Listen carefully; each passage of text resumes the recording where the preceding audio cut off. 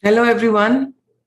A very good morning, good evening, good afternoon to all of the viewers, all of the participants who have joined in Zoom and on YouTube. It's a beautiful day today, and I'm here in PSSM Global wanting to share something with you. My name is Parinitha Patri, and I'm from India. So I would like to share something which might be of interest to you. So this is something which is what I've learned recently, and I really thought that I need to share this with you because this is a very basic practical spirituality which is filled with common sense, presence of mind, and understanding. So I would like to talk about the science of presence and absence. I have a presentation ready for all of you. So the science of presence and absence is something which we all need to understand as a subject. So with your kind permission, let me start this beautiful presentation which I prepared just for you.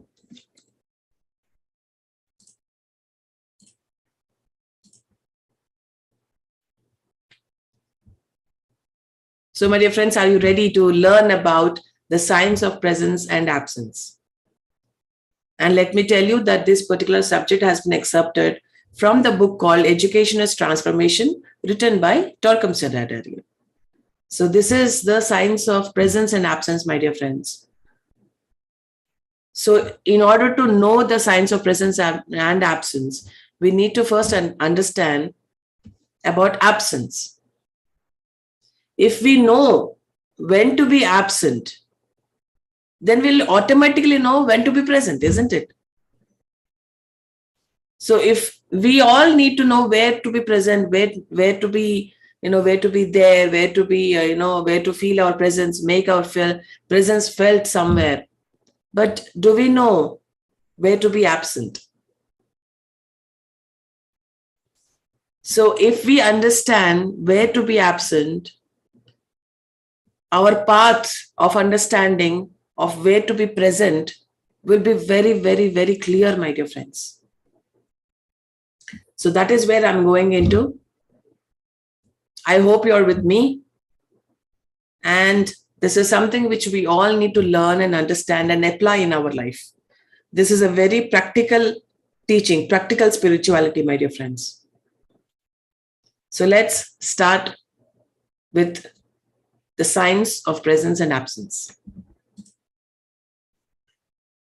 So then it starts with how to help people through your absence.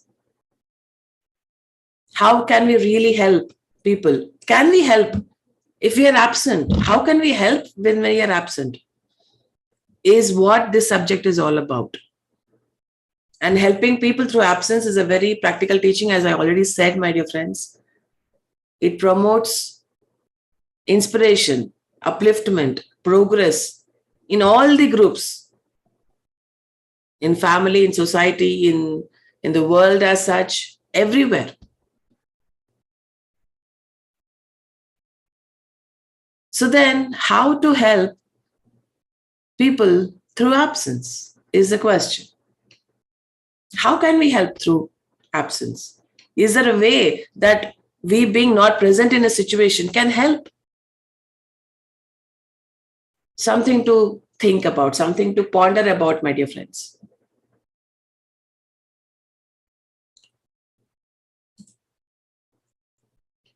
So we need to be interested in our daily life, isn't it?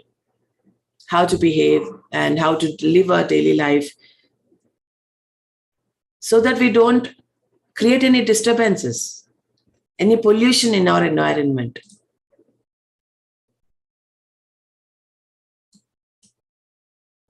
which brings blessings, inspiration, enthusiasm, and joy. And that is how our presence should be influencing. How can we live our daily life so that we can become prosperous, we can become creative? And to say the least, some people, if they're present in our, in our environment or in our life, their presence creates agitation, disturbances, chaos. So all we need to understand from this particular subject today is how are we as a person, how are we affecting our environment with our presence or with our absence? So we need to know where and when to be present or absent. Our presence can be a blessing, our absence can be a blessing. Our presence can be a curse, our absence can be a curse. So then what is it? How to deal with this presence and absence? Our aim is to always to bring blessings, joy, inspiration, and so on. Make things efficient and inspire the people around us in such a way that they progress on the path towards perfection.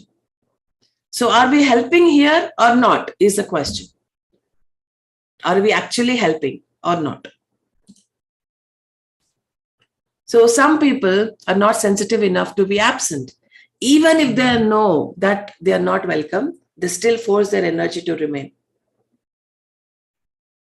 We need to check ourselves. This is not a time for us to judge others. Oh, that person was like this person was like this. No, we are not here to judge others. We are here to check ourselves. Are we one of those people who are not sensitive? Are we one of those people who want to be present in every group, everything, everywhere, even though we are not welcome there? Yes or no? Are we sensitive enough to understand where to be present and where not to be present? Where we are welcome and where we are not welcome? Do we force our presence or withdraw ourselves where we are not welcome? That requires some sensitivity, my dear friends. So are we sensitive enough is the question. And then there's an example where I can quote. There was a very big company or a group or something that you might call. And there was this 95-year-old woman who was not capable of taking care of the group or who was not leading the group in a progressive way. She was very dominating and she was unable to promote new thinking, new ideas, new visions, or something like that in the group. So then in this situation, what is that lady supposed to do? And she was respected. And that's why she just remained in her position with all her crystallizations. So then if you were the 95-year-old woman, then what should you be doing? What are you supposed to do? If you're unable to work in a progressive way, if you're unable to take the organization or a group in a progressive way, it is very wise in such a case for the person to withdraw so that others can take his or her place, isn't it? So that they can take the group in a progressive way, in an uplifted manner. And one of the greatest obstacles in the world is to know that you are not worthy of leadership, but you force yourself to stay where you are and block progress. And Jesus Christ said for such instances that they stand at the door and neither enter nor allow others to enter.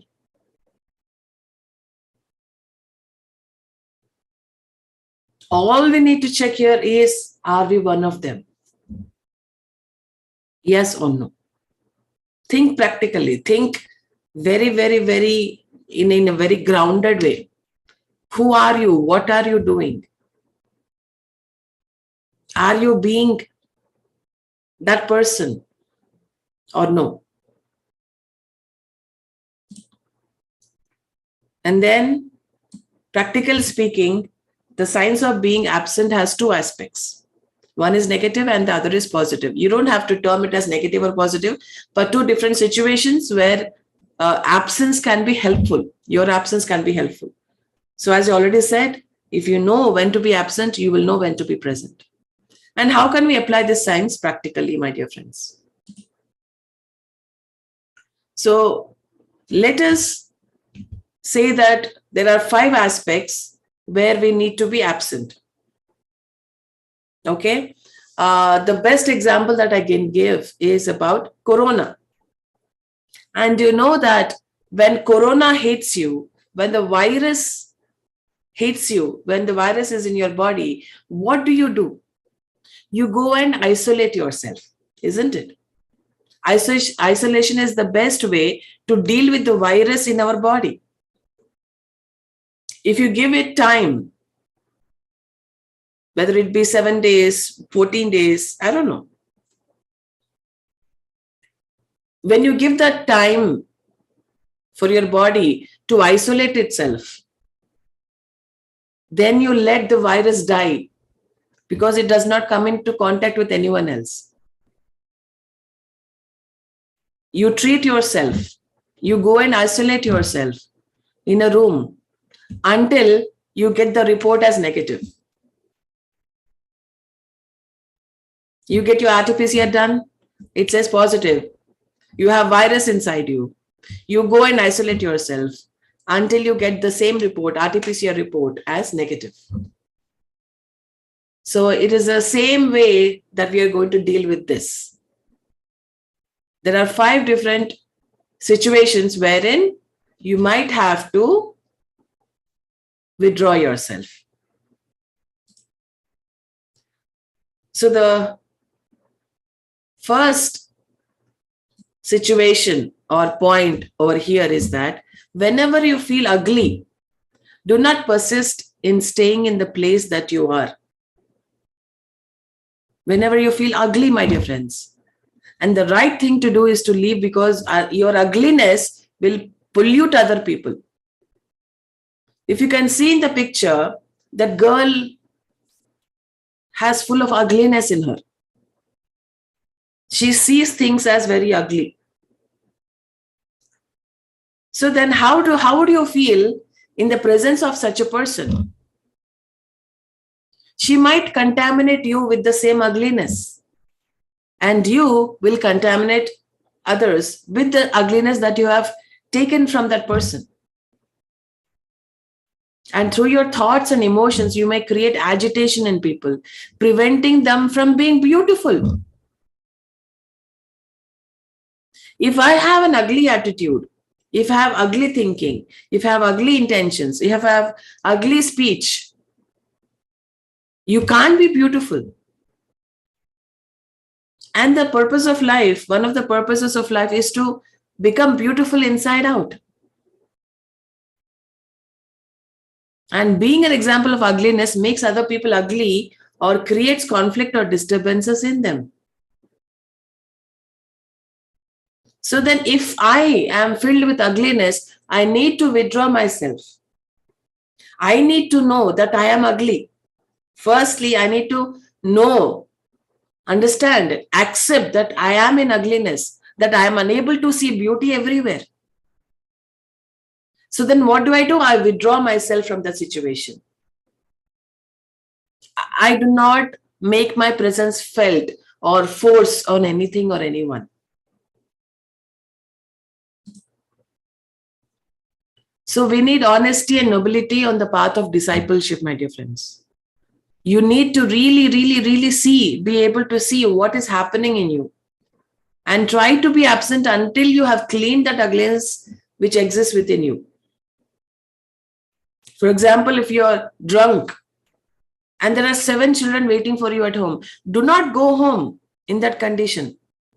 Be absent so that you do not make a bad example of yourself for your children. Children, as we all know, are very sacred and pure. And the parents should not show their ugly side to their children so that they become bad example for them when they grow up. So what do? We withdraw ourselves. And if you are part of a committee and you have become ugly, do not retain your position on the committee. We do not need an ugly leader, a leader who has an ugly attitude. Isn't it? So take a leave of absence so that you do not pollute the committee. You do not contaminate the committee. It is our duty that if you're not able to do your job perfectly, beautifully and joyfully, we need to quit. Just leave, just withdraw yourself. Whenever you feel ugliness in you, honestly, really looking at yourself, then we need to quit. And by quitting, by withdrawing ourselves from that position, we help a lot of people, isn't it? Isn't that so, my dear friends? If you find really that if you are being ugly or not, if you are being beautiful or not. If you are being beautiful, then you'll spread beauty. If you are full of ugliness, then you'll spread ugliness. So in which case do you have to be present and when do you have to withdraw? Is that what you have to understand? And the second situation here is that if you feel that you are full of ill will, be absent.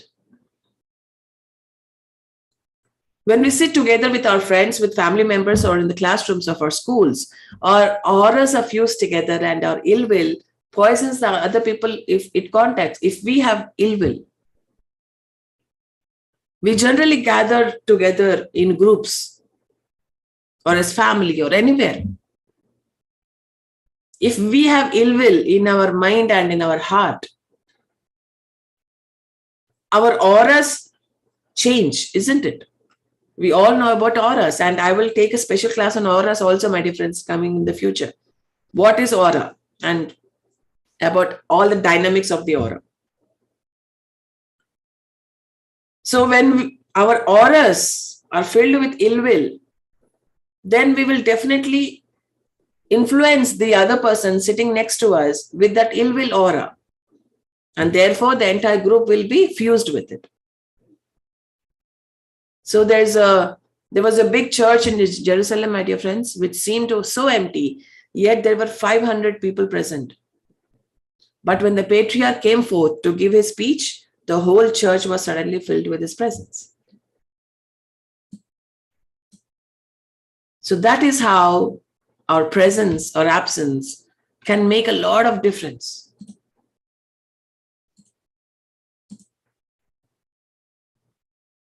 And your presence is either a blessing or a curse.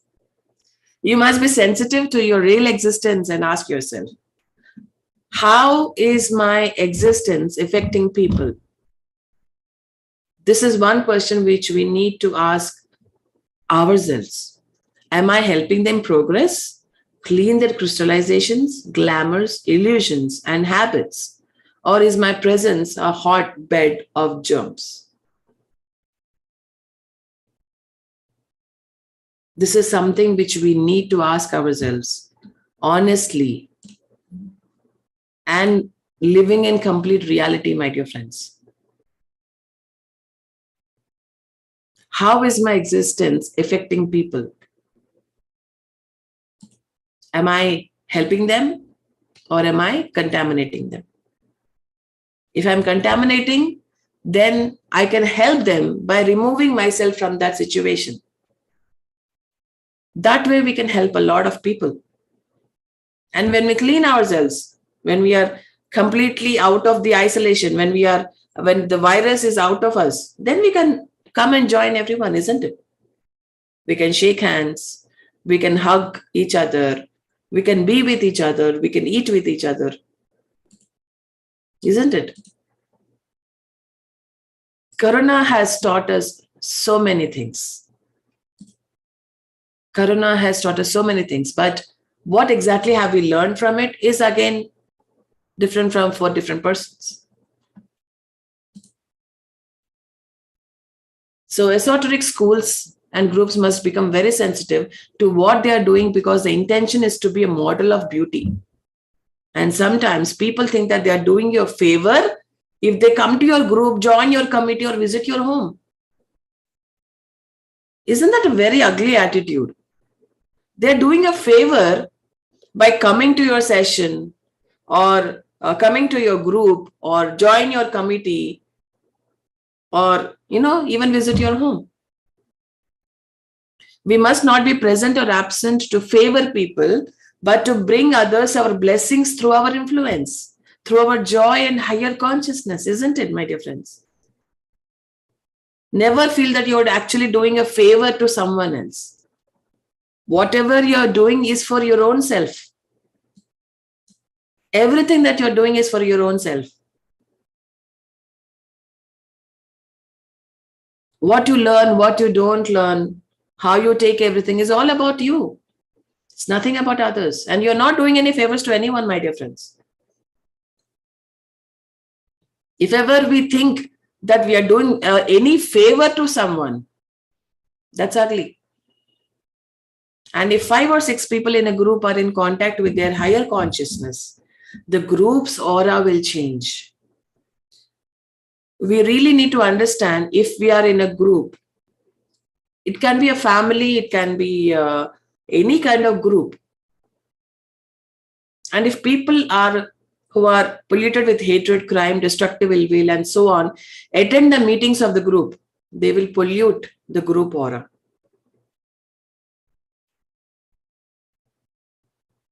So it's like, if we have one glass of water, pure water, and if you put one drop of ink over there, the whole water will become blue, isn't it? It's just common sense.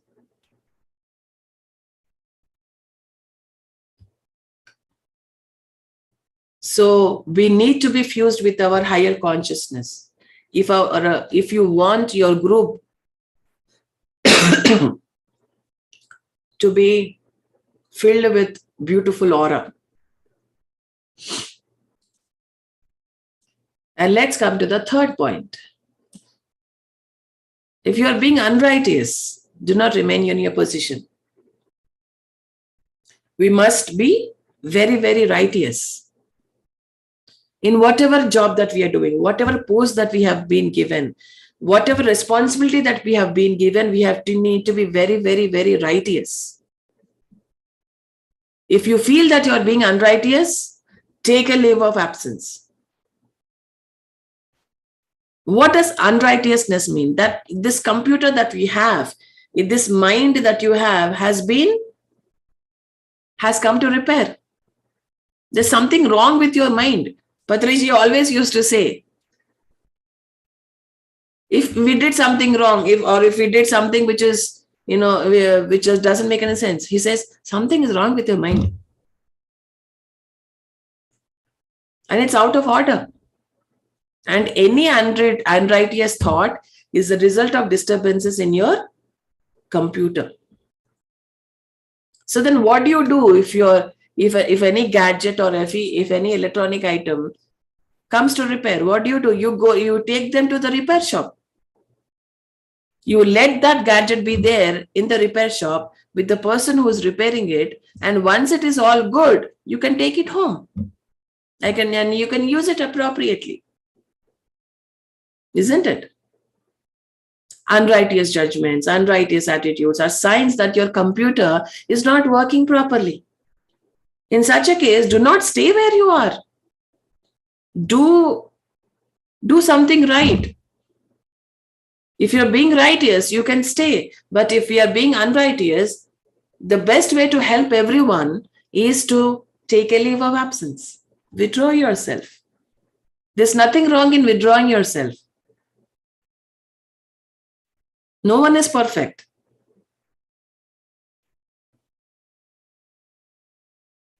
Corona hits you, isn't it? And what do you do when corona hits you? You go into isolation. What do you mean by isolation? You repair yourself. That's all. In such a case, definitely do not stay where you are. Take a leave of absence and go to the repair shop. When your computer is repaired, return and say, I am healthy now.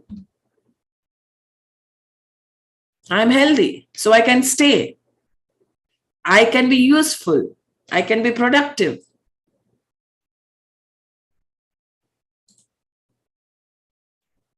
And let's come to the fourth point. Fourth situation where you need to be absent so that you can help others. If you're mentally disturbed or depressed, remove yourself from that position. And the question arises, what about the people who are mentally ill? Don't they need our presence to help them?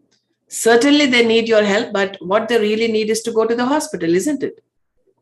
If you have 10 horses, okay, the draw carriage and one horse becomes sick. What do? Because the carriage cannot move now. You need a team of healthy horses to get where you are going.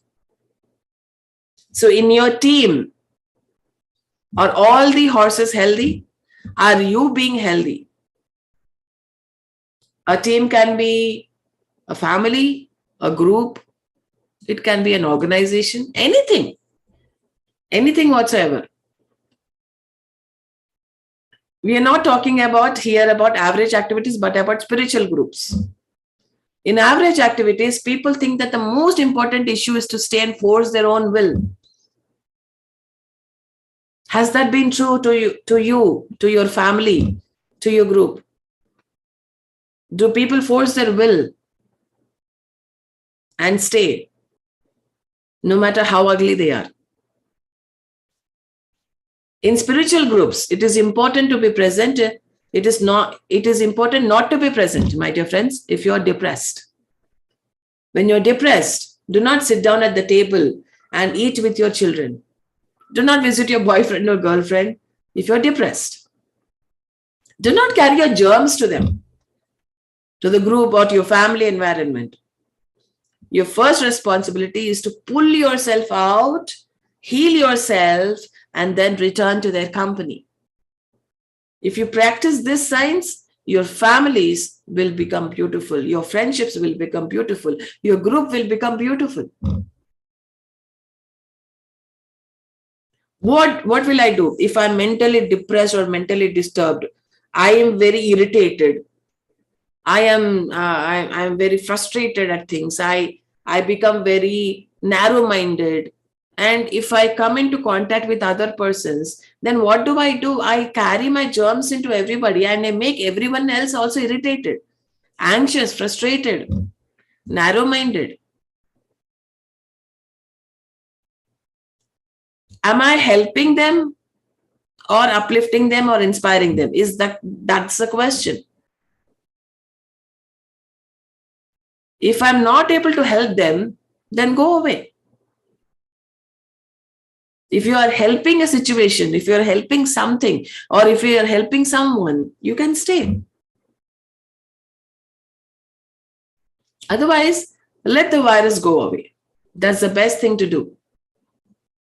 And to let the virus go away, we need to repair ourselves completely. So then there was a Thanksgiving dinner with a very, very unhappy family. The husband and wife sat opposite to each other and looked very meanly at each other during the whole meal because they were having a fight. And every moment they made scathing remarks to hurt one another. The children were depressed. Finally, the guest could not stay any longer. He said, "Please forgive me, but I must leave." Then the couple said, No, this is Thanksgiving. And the guest said, "This is not Thanksgiving, it is depression. How can I enjoy this dinner? You go ahead and eat it. It will turn to poison in your stomach because you're not happy." Such a beautiful example, my dear friends. And if you're visiting your girlfriend or boyfriend when you're depressed, what is he or she going to do with you? When we are depressed, we must be especially careful not to contaminate others. But then what do? When we are in depression, we make it a party and we spread that depression to everyone. Oh, I am so depressed. Oh, I am so this.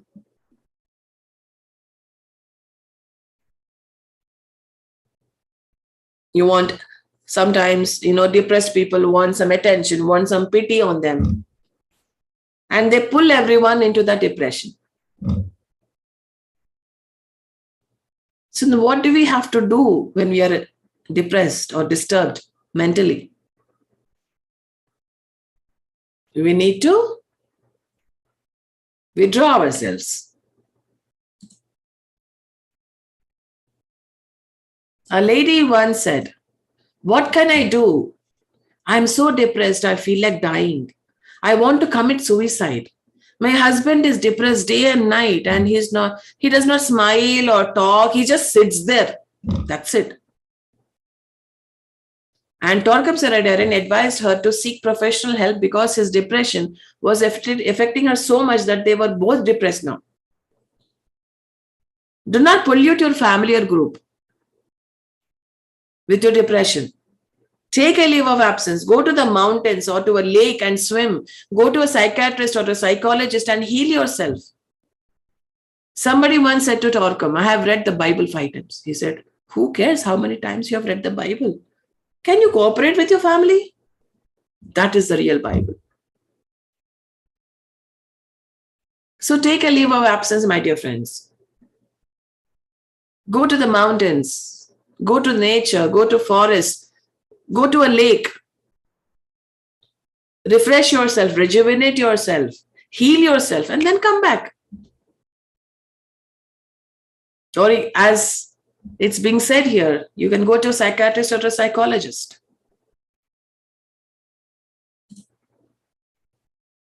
And we come to the fifth situation wherein we need to withdraw ourselves, how our absence can help people.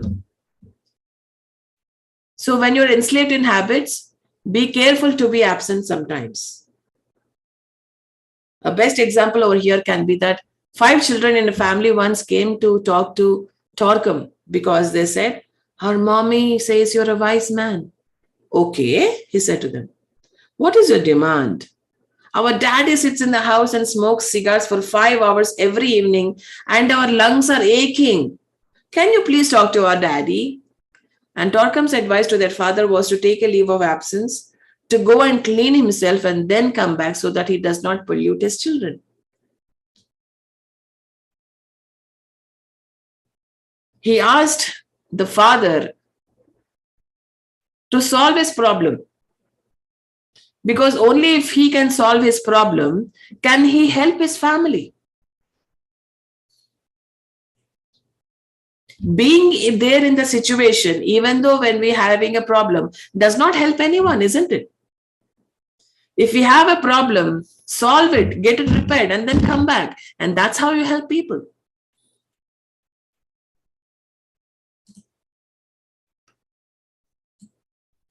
And here we can say that sensitivity requires from you that you're sensitive to whether or not you're increasing the joy, progress, and health of other people or damaging them. If you're damaging them, do not continue. Take a leave of absence. Go to the repair shop. Go to nature. Go to a psychologist, psychiatrist, I don't know. However, get rid of all the virus and come back. You can come back.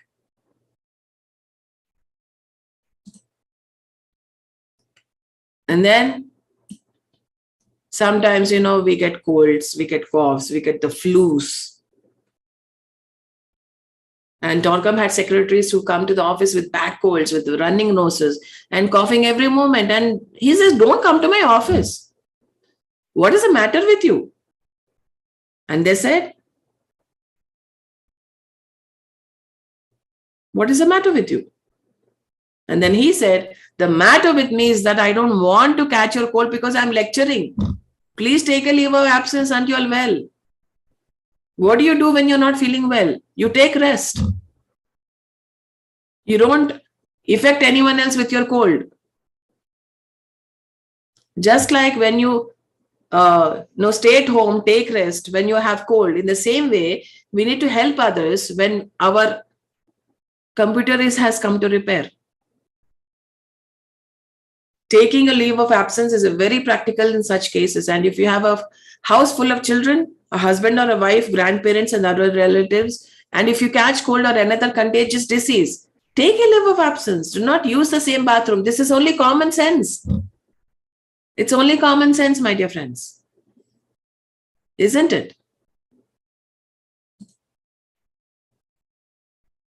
So if you are inefficient in your duties and responsibilities, do not insist upon staying in your position. How efficient are you in fulfilling your responsibilities? Take off if you cannot do the job. Take off. And Torkham was involved in churches and groups where a committee is formed that cannot do its job. And if I say resign, dear, then committee members will say, no, you selected us. Why should we resign when you selected us, when you believed in us? But they might have been selected, but they cannot do the job now. In such an instance, the committee members should give their resignations voluntarily, because I know if I can do the job or not. If I know that I cannot do the job, I should resign voluntarily. No one should tell me to resign, isn't it? No one should tell me to withdraw. If you cannot build a wall, what kind of a mason are you? Resign. Be absent so that more efficient people and skilled people can come and do the work properly. Why do we have to be so adamant to stay in the position even though we are not efficient? As long as you stand in the doorway, others will not be able to enter. So are you helping or are you damaging with your presence? That is the question here. So if you cannot do the job, take a leave of absence. If you cannot lecture, do not force yourself. If you cannot write, do not show off as if you were a great author. We need to have a sense of reality so that we don't force our ugliness or inefficiency on other people. And when you become sensitive, your human relationships, your relationship with yourself will become so beautiful. You will say, honey, you know that I am not able to do these things. Let someone else take my place and do it properly. How often do we say this? Or does our ego, does our pride, or does our overconfidence take charge? If you are a cause of many disturbances, see that you are disturbing people and do not stay. Disturbance is not a creative result of your presence. Take your presence away so that other people can do a better job, isn't it?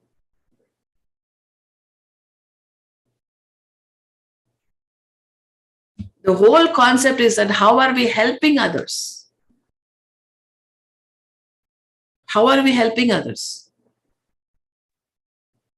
Is it with our presence or is it with our absence? So now we come to the second aspect.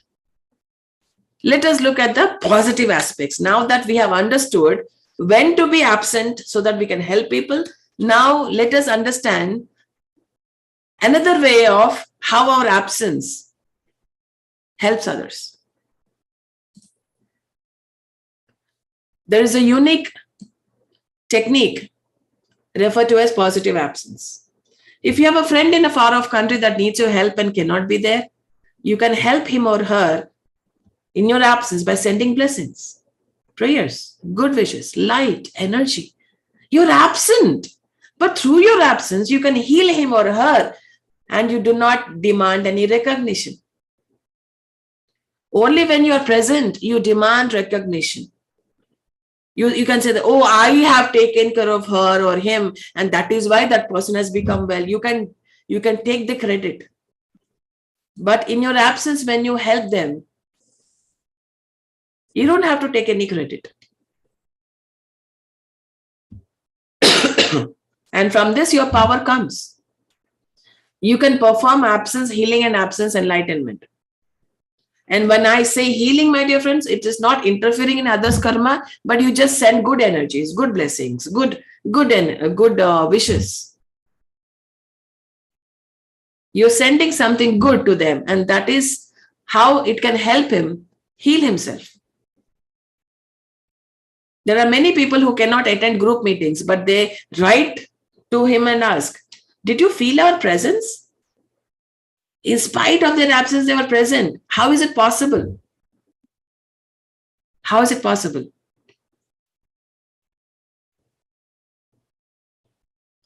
And through your absence, you can bless people every day. There are people in hospitals and asylums, people going through very difficult conditions. And through your absence, but with continuous practical thoughts, feelings, and blessings, you can help revive them, heal them, uplift them. You do not have to be present all the time. Sometimes your presence is not welcome, my dear friends. Even though your presence is not welcome, you can do it in your absence. Isn't that such a wonderful thing to know and understand?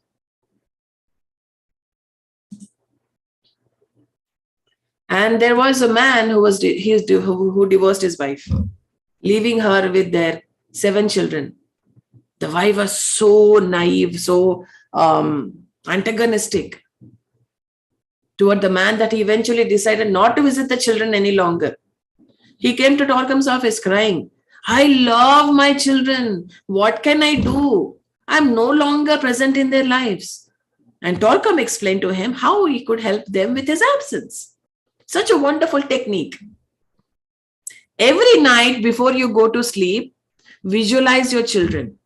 Hug each of them and give them, each one of them, a kiss. Bless them.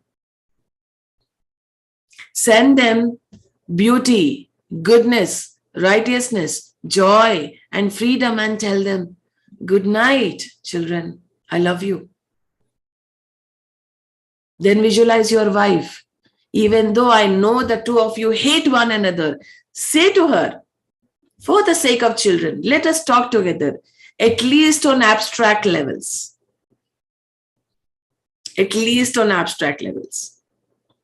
Because you know that your presence is not welcome there.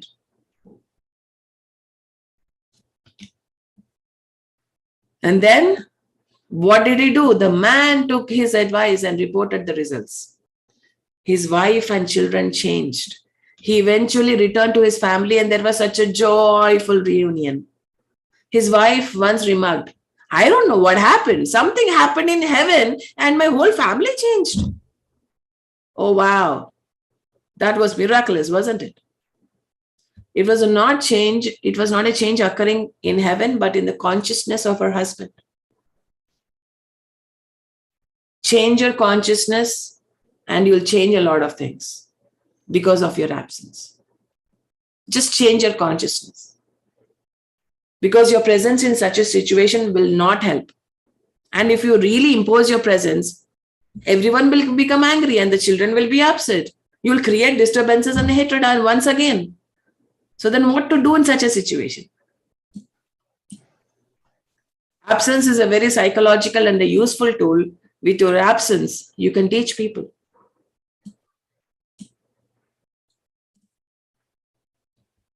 And some people think that this kind of thing is hallucination, but it is not. In practicing such visualization, before going to sleep, the moment you fall asleep, your souls meet, and whatever you visualized or programmed in your mind, you say to them, it will be conveyed to them. They will slowly accept it. Their souls will be impressed with the conversations you have with them. They will think that their new impressions are coming from inside themselves. And they say, my goodness, I really must change because a new inspiration came to me. Of course, this new inspiration came to them because their teacher, their friend, their mother, their co-worker, their somebody thought about them and sent them special messages to enlighten, uplift, and transform them. I need to give a disclaimer over here by saying that we need to use this visualization technique only to enlighten, uplift, and transform them, and not otherwise. If we do this, if we do it in any other way, then it will have adverse reactions. You will have adverse situations that you might have to face. You will face crisis in your lives because you used it otherwise. You need to use it only to enlighten, uplift, and transform them for the better, not for the worse. And you can do the same thing in friendship. For example, suppose that you are angry with a member of your family or a friend. You've had an argument to discuss the issue. At this point, instead of talking about the problem any further, take a leave of absence. How long can you keep arguing with the same person on the same topic? How do you do that? You have said everything. You have done everything. Now it is a time for absence. Absence sometimes means to finish a particular layer of activity and proceed to a higher level. You have done what you have to do in the physical aspect by being present, by explaining yourself, by arguing about everything, by fighting about everything. But it is not working. So what to do now? Go to a higher level. Now you're acting very strongly at this higher level, but without speech. Instead of physical speech, you're using thought speech, intuitive speech, and will speech.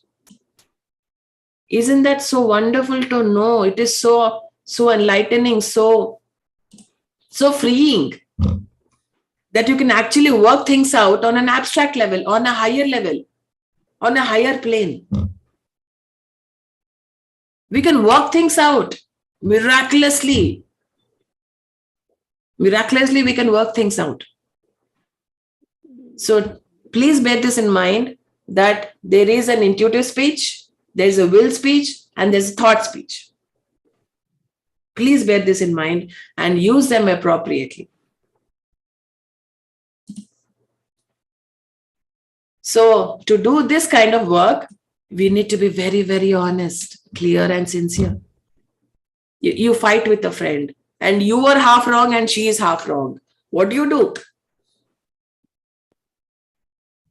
In your subjective relationship, on a higher level, on a higher plane, you can say, you know what, let's sit down under the tree and talk. Let's be honest with each other. Tell her whatever mistakes you did. Allow her to tell you whatever mistakes that she did. And then say, well, what can we do to solve this now? Let's dissolve these things and be friends on a greater, higher plane. So what happens is, if you want to fill a glass with water, you need to pour from just above. And then slowly the bottom gets filled up. Then slowly the brim fills up and everything fills up. You need to pour it from above. And if you practice this kind of visualization for 4 days, by the 5th day, everything will be dissolved from the source.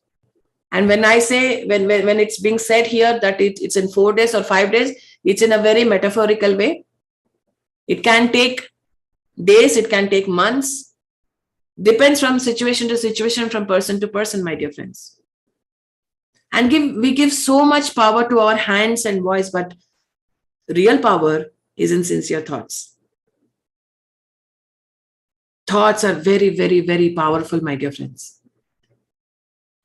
And let's use them wisely, appropriately, economically, to help uplift everyone, to help enlighten everyone, to teach everyone,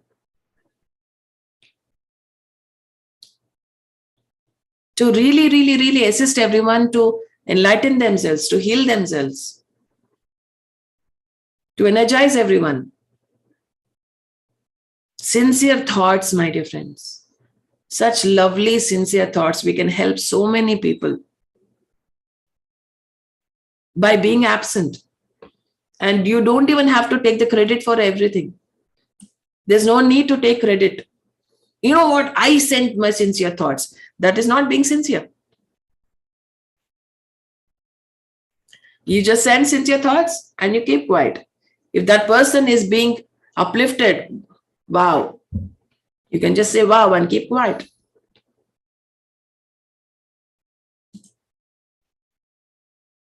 So there was an instance when someone was dying in the hospital, okay? And every day by a group of people, she recovered miraculously. What the group did was to bless her in their visualizations. And in their absence, they held her in the light of God and inspired joy. The doctor's own statement was, she has been miraculously cured. And this is what can be done through our absence. If our presence is not helping, then we need to help with our absence.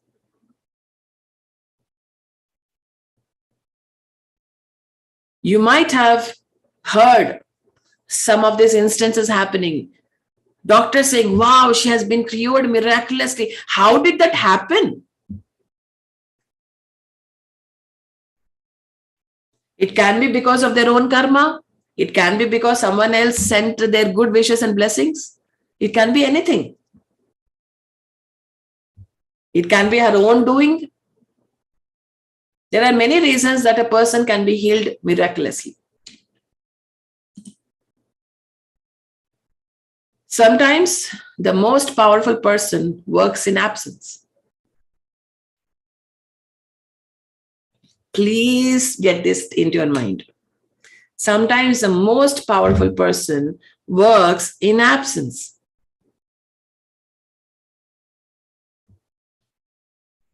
It's not the person, not always the person who forces his will on others or forces his presence on others and is being visible every time and all the time. No. Sometimes the most powerful person works in absence. You can help those who have problems in your absence.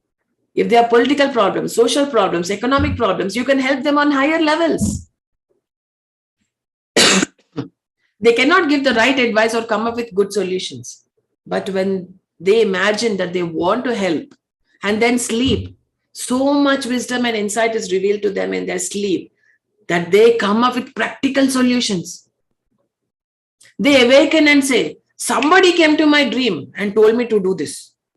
And when I did this, everything was resolved. You can do these things in your absence, my dear friends. You can show them the path. You don't have to know the solution. You just have to have the intention to help them in your absence. That is all. Your intention, your thoughts of helping the other person is enough. Sometimes you don't know how to help them. You just send them good wishes, good energies, blessings. That is all you need.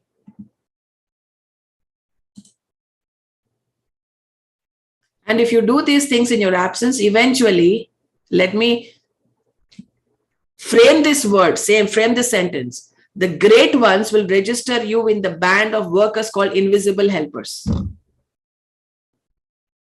Let me underline this statement. Let me frame this statement for you. The great ones will register you in the band of workers called invisible helpers. And invisible helpers do not put cosmetics on wounds. They perform intricate surgery. They make you realize your stupidities and faults and then clean them. And in the real life of esotericism, there are no cosmetics or artificiality. Here in the physical world, reality, if you have a pigmentation or if you have acne, if you have pimples, oh, you can become so beautiful by putting a makeup on. But how can you do it on higher levels? You are as you are. As simple as that. And if you do something obnoxious, the teacher must not say, "Honey bunny, I love you so much." This is a crime. The teacher must make you realize that you have a serious problem or are doing something obnoxious, and then explain that there's a way to solve the problems if you promise not to fall into them again. If you promise, let me repeat that. If you promise not to fall into them again. I repeat, if you promise that you will not fall into them again.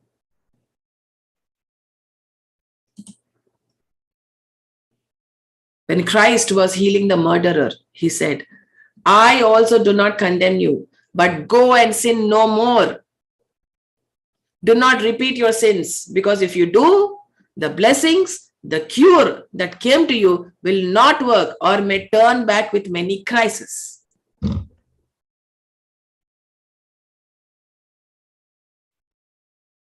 Please read this particular thing again and again, my dear friends. This is what is going to help us in the future, in our practical life. You can take a screenshot of this if you want. This is very, very important teaching. When Christ was healing the murderer, he said, "I also do not condemn you, but go and sin no more. Do not repeat your sins, because if you do, the blessings, the cure that came to you will not work or may turn back with many crises." So many people here hurt someone, murder someone, do something to someone, and they go to the temple and say, "Worship, I'm sorry I did this, I'm sorry I did this." And they go back and do the same things. What is the use?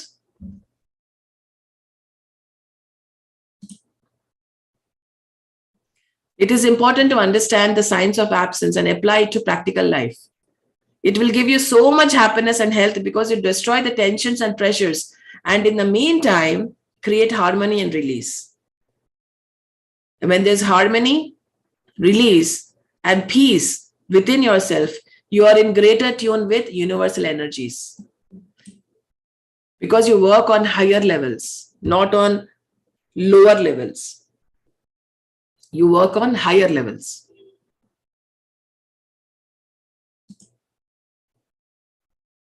And Torcom received a card from a young couple saying, "We married in Colorado and we are so happy. Remember the girl that I fell in love with the first time and I saw her and she fell in love with me?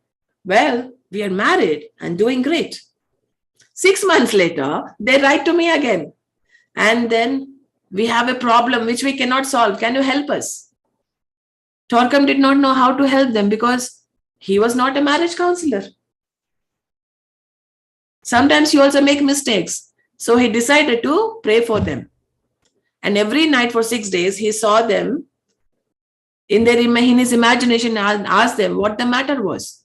He would talk, then she would talk. Then in my imagination, I told them to talk with each other. Then 10 days later, they wrote to say that they had fallen in love again. What was taking place was not hallucination. It was taking their spirit to the intuitional light and letting them see each other in that light. It's uplifting, it's enlightening, it's healing, it's intuitional light. If you cannot see each other in the darkness, you take them to the intuitional light. And in that light, they will really see each other.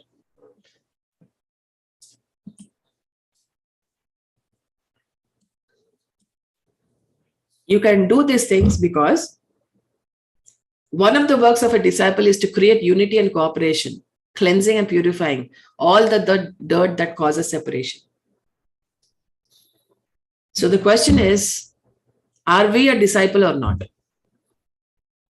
Are we spirituality's disciple or not? We need not be someone's disciple. We can just be a disciple of spirituality, of life, of learning. So are we being a disciple or not? Are we helping bring unity and cooperation? Are we cleansing ourselves and purifying ourselves? Are we clearing the dirt of separation in myself and others? That is what the question is. When I ask you this question, then everyone will say, yes, I am a disciple. But then in reality, in practical situation, are you a disciple?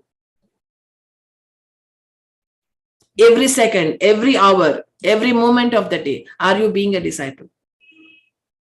I can't say, oh, sometimes I do it, but still I'm a disciple. No, it doesn't work that way. Either you're here or there. You can't be in between. So you must be present in a place, in a committee, in a group, only if you're bringing help or a service. And you must be absent if you're a hindrance or if people reject your presence. Isn't that right? Do you agree with this?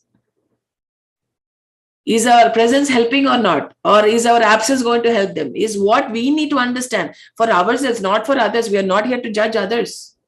Oh, that person is not fit. No, it is all about we being fit or not in that particular situation. And people often force their presence on others, creating many unpleasant situations or attitudes. Your presence bring inspiration, should bring inspiration, progress, improvement, joy, and enthusiasm. So are you bringing these things to your committee, to your group, to your family, to your friendship, to everything? Are you? Yes or no? That is a major responsibility of a disciple. And if you feel that you're no longer needed in a place, take leave. Just go away. And of course, if you sincerely and honestly feel that your absence will cause great damage in spite of the rejection that you feel, you must find ways to convince the other people that your presence is needed. Let me repeat this. If you sincerely and honestly feel that your absence will create great damage, even though other people are rejecting you, even though those people do not want you, and if you feel that your absence is going to create great damage, then help. Then try to convince them. Explain to them that why I should not leave, because if I leave, so many bad things will happen. Self-observation and honesty will help you see whether you must depart or stay. If you cannot do the job, and if there is someone who can do the job better, leave it. If you really want to do something, learn it and then do it. For example, if I do not know how to take a class, learn the art of teaching. Come and take a class.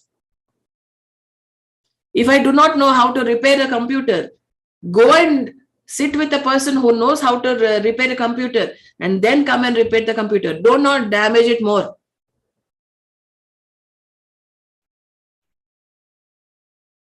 If I don't know how to paint a wall, be an apprentice.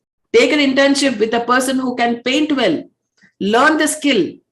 Then come and paint the wall. Do not destroy the wall just because you think that you know something. But in reality, you do not.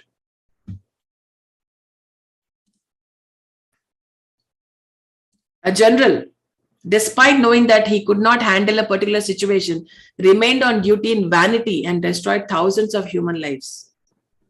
A totalitarian attitude forces itself. And those who are totalitarians remain in their positions, even if their presence destroys all that they stand for.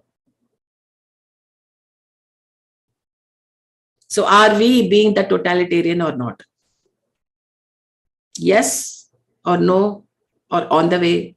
Something you need to know about yourself. This is all about knowing yourself. How are you being in your life? Are you helping or not? So some people psychologically smell like corpses because of their anger, irritation, depression, arrogance, jealousy, and so on. The greatest service to people that these people can perform is to try to find ways to heal themselves instead of contaminating others.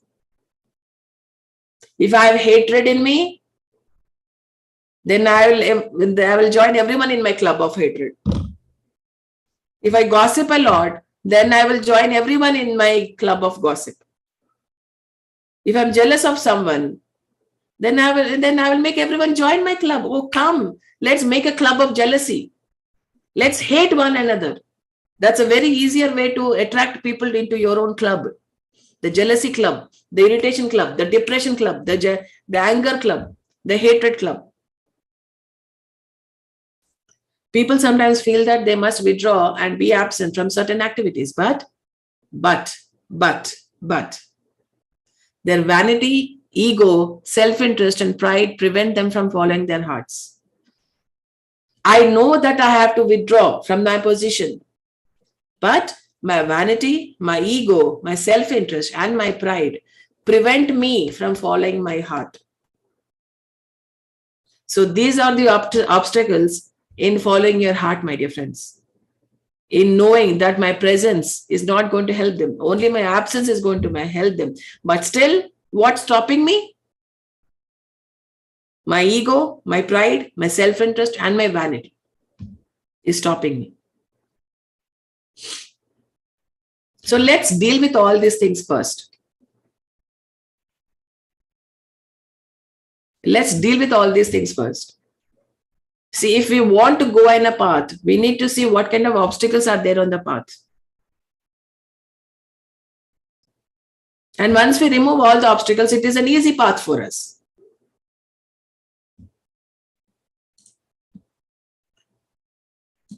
So this is the last slide of the presentation, my dear friends. Every kind of progressive move is based on those individuals. There are 3 points. These 3 points are the takeaways from this presentation, from this subject. Okay. We need to meet the requirement of the job. Second one is, we do not burden others with our failures. And C, withdraws if they see that they are hindering progress. One is a courageous, honest, and daring person if he can follow the above 3 steps. Firstly, we need to see if we suit the job profile, we suit the responsibility list. Second one, we do not burden with our failures. The third is we withdraw if we see that we are hindering progress. Are you daring enough? Are you honest enough? Are you courageous enough to follow all these 3 above steps? That is what we need to do and understand. And when we think that, when we think about the point B, saying that we do not burden others with our failures, what does it actually mean? For example, if someone has been drinking or someone has a bad habit, okay, he has failed to overcome his bad habits. That's a small kind of a failure. But then he, being a failure, should not burden others with their failures. For example, that person drinks and that person is affecting other people in their family, in his friends group, in his group by his drinking habit. So his failure of overcoming that habit has affected his family members in an adverse way. So we should not burden others with our failures. If you have failed at something in our life, we try to burden others with that. Let us not burden others with our failures. If you are a failure, let us deal with it. Let me take the responsibility of my failure and become a successful person. Or do something else so that I can be successful in that particular part. So, my dear friends, that is the presentation for today. And I hope it has helped you in some or the other way. And this is the science of presence and absence. If you know when to be absent, and how you can help others with your absence, then you will definitely know when to be present. So thank you, my dear friends, for being with me over here. And if you have any questions or if you have anything to say, please feel free and you can unmute yourself.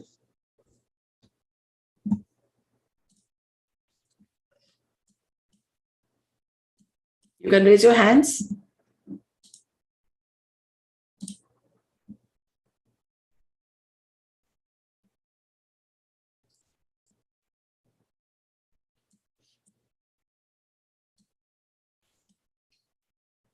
So I'm not getting any raised hands, so I don't believe that there are any questions. Yes, Shanu. Yes. Hi. Hi. I just want to thank you so much for such a beautiful, beautiful topic. I think we always thought that, you have to be present in order to do, to help or to do something. And this is the first time I'm hearing, how you can be present even when you are absent. So this is so beautiful. So beautiful. I just want to thank you so much. Thank you so much. Thank you, Shanu. Thank you so much. And I'm glad that it has helped you and opened new ways for you to help others and help yourself. So that is really wonderful. Thank you so much for sharing your thoughts with us. Thank you. I know, like my mom or my, our elders, they are always praying for us, even though they are far. I think so. They are doing that in their absence, but we never thought about it. I mean, okay, they're praying, right? The way you conveyed your message today, it has really impacted me, and I think it's just so beautiful to be present while you're absent. So I think thank you so much. Yes, yes. That is definitely something which we can think about. This is what happens also. So that's something. It's good to know something that we do not know, how things work out. So yeah. Thank you. Thank you so much, dear. Thank you. Thank you so much. Yes, Pallavi.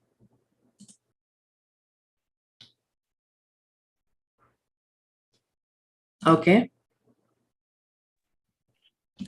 Hello, Parinitha Di. Hello. Very nice session. I just wanted to check, like, as you said in the last slide, that if you are thinking that, you are not, I mean, you are thinking that you are capable of, for that job, but if you can hinder or, with your failure. But when we take the challenge or, we be courageous, that time only we take challenge and explore that whether we will be failure or not. So it is not that, you beforehand you can predict that it will be a failure or not. If suppose I am taking a challenge in, a new era, I'm, or the new things I'm trying, going to try on my job, or before getting the job, that I am thinking that I am capable enough to get this job, and it is new thing, but I know that I can do it. Even if I don't have experience, I can do it. So in that case, what you will suggest? So the first thing is that you don't predict that you will become a failure. Definitely not. Yes. I will definitely set out saying that, yes, I want to be successful in this. I want to do this. But if you want to do a new job, firstly, you need to understand what kind of a job that you're applying to. Do you have the skills? Do you have the talents? Do you have what it needs to be to become a success in that particular job?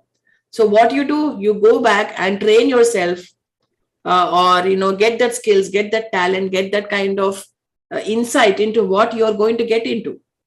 So then you need to go prepared into what you are going to step into, so that you know what kind of challenges that can appear in your job. And then it's okay to be a failure. It's okay to be successful. It's not about that. So what I'm saying is that if at all you become successful, very good, very good. But if you become a failure in that, if you're not able to deliver what you're set out to do, then leave. That is what I'm looking at. See, if I have taken up a job and okay, I've acquired the skills, I have acquired the talent, I have known what to do and all that to do. But after 1 year, I do not update myself. I do not upgrade myself. I don't learn the new things. I become stuck in some place and I become a failure at doing my job perfectly, efficiently. Then I'm a failure. Then if I know that if I'm a failure, I need to leave, I need to step out so that another person who is efficient, more efficient than me, can take my place. That is what I'm looking at. I'm not saying that you will set out becoming a success or you will set out becoming a failure. No, nobody sets out to become a failure. But I'm saying that if at all you think that you're not doing something efficiently as you should be doing, leave. Learn something, upgrade yourself, update yourself, take out your virus, repair yourself, and come and do the job. Who's stopping you? Who's stopping you from becoming successful? Nobody is stopping you but yourself. Yes. Yeah. Correct. Thank you. Thank you so much, dear. Thank you. Yes, Dilip Kumar ji. Sir, you should unmute yourself, sir. Hello. Yes, sir. You can listen to me? Yes, sir. Yeah.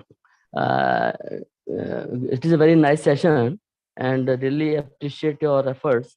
One question, normally it is asked to the depressed people to mix up with the other people, go to the function, society and other things. One way, they will not contaminate if they dissociate themselves, but other way they are harming themselves, or as advised by the other people also, they will be aloof and they will keep in themselves separate, keep in a separate room. So they will more depressed. It's not good for them, but maybe good for others because they are not contaminating others. So how to cope up with this situation? Yeah. As a family member, as a friend, you can send good wishes. You can send good energies, good blessings to that person, whoever is depressed. And for the person who is depressed, they need to work. They need to keep working.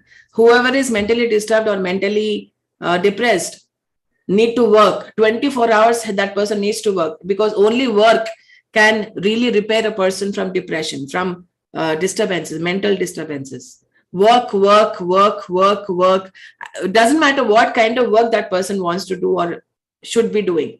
It doesn't matter. But work is the only solution for depression. And normally the depressed people, they avoid also mixing with the people, mixing with the going to the function, going to the other such sessions. So is it good for them or it is not good for them? If they work alone for themselves only, so may not be good for their health, may not be good for their psychology also. What do you suggest? It depends from person to person, sir. See, all persons cannot be taken into one umbrella and say that, okay, this is this and this is what they have to do. No, each and every person has a different way of working, has different styles of working, has different situations, has different levels of depression, mental disturbances. So there's no one particular general solution for this. Depends from person to person. As I need to say, they do not have to contaminate others, but they can resolve their issue by working, and the other persons can help them by giving them energies, by sending them good blessings. Okay. Thank you. Thank you. Yes, Anushri.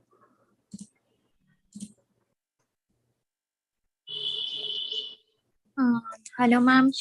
Can you hear me? Yes. Yeah, very good session. Thank you so much. So my question is, okay. Like feel people's emotions and this thing towards me. So my question is that if we are part of a friend group or a corporate group, and if you can sense that somebody is not liking your presence, but you don't have any ill will towards them, but the rest of the group likes you, and it's and maybe not like you also, but like maybe neutral this thing. So in which case do you think that still we should make ourselves absent, or still go ahead and socialize with the group? Is there something wrong with you? Me? No. No. Right. So as long as there's nothing wrong with you, or if you don't think that you're a failure, or if you don't think that you're inefficient, you should not leave. Okay. See, if I don't like Anushri, whose problem is it? Yours. Yeah. It's my problem. It's not yours. Yeah. So it is my problem that why I don't like Anushri. Why the hell don't I like Anushri? Why don't I love Anushri? So that is my problem. So don't make everyone's problem as your problem. Only see that is your presence helping others or not. As simple as that. Likes and dislikes are different issue. See, everybody, I can't expect everyone to like me. There are people who dislike me also. But that's okay. I just need to do what I'm supposed to do. I just need to do what I'm meant to do. That's all I do. And if somebody dislikes me, that's their problem. I don't know why they don't like me. Okay, you're unmuted. Yes. Yeah, ma'am, I got your point, but like you said that we may contaminate ourselves, right? Because the auras change when we socialize with somebody, whose energy is not that pure. So, in which case, but sometimes you can avoid also if it's like a social this thing, but in corporate, like if it's a mandatory meeting or something, then we may have to attend also, like knowing that this person is not having good energy towards you. So that is when you need to protect your energies. You need to protect your aura. So that is where meditation comes in, where you can protect your energies, you can protect your aura, and not to let anything or anyone contaminate your energies or your aura. So that is how meditation helps you in creating a shield for yourself. It's that, nothing should contaminate me, nothing should move my energies, nothing should disturb my energies. So if you do that, then no matter where you are, you can always protect yourself, your auras or your energies. So that is where meditation comes in. Okay, thank you so much. Thank you, dear. Thank you. Yes.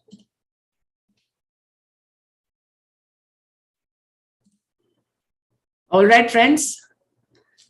If everyone has asked their questions or raised their concerns about this subject. Yes, Shanu.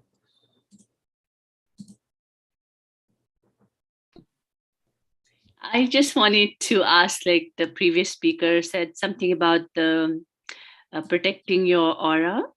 So is meditation only way to protect, or is there any other method that we can? Yes, you can use visualization as well. That is not imagination. You can do visualization to protect your auras.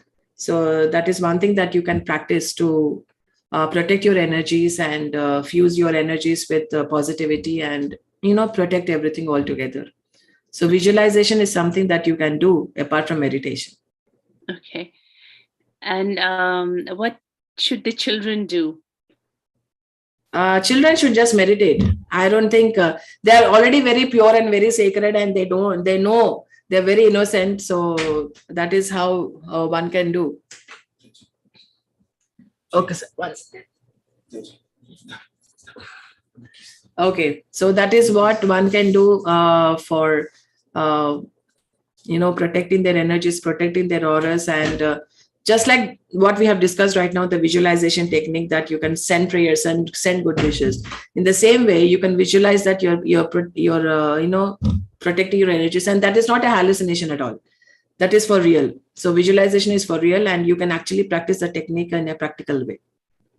Okay. Yeah. Thank you so much. Thank you. It was a wonderful session. Thank you. Thank you, dear. Thank you so much. Thank you. Yeah.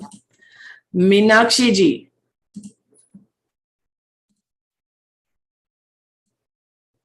Yes, ma'am, you can unmute yourself. Okay. Yes, ma'am. Good morning, ma'am. Good morning. I just want to thank you. It's a very, very good session. It's a very new session also for me. It's a very amazing, and I used to follow some of the but मुझे पता नहीं था कि was it working or not. But now it is clear that yes, I'm doing good. Actually, I'm a gynecologist, and I do what I will follow your all of these session. Thank you, ma'am. Just to say thank you. Thank you, ma'am. Thank you so much. And yes, the disclaimer would be over here is that we need to use the technique that I've said, only to enlighten, uplift, and transform others, not otherwise. Because if you use it otherwise, then it will create a different types of crisis in our life that we cannot we cannot bear to take them in. We just cannot bear to take them in. So we need to use this visualization technique very responsibly, in a very responsible manner, very efficient manner, very transformative manner, to uplift and enlighten others, and not to use otherwise. That's a disclaimer for this situation. Yes. Right. So thank you so much, my dear friends, for being here, for being with us for this session, beautiful session. I will meet you again in the next masterclass, bringing in more and more of my learnings, or what books have told in various books by various authors. So I will bring all that kind of subject to you, so that we can understand it more easily in a very simple manner, and apply it in our life. The major part is the application into our life, whatever knowledge that we have acquired. So thank you so much, my dear friends, for being with me and trying to understand a new subject. It is already on YouTube. It is going live on YouTube. So if you want to listen to it again, it's available on YouTube on PMC Global. So, and thank you so much for being here. Thank you.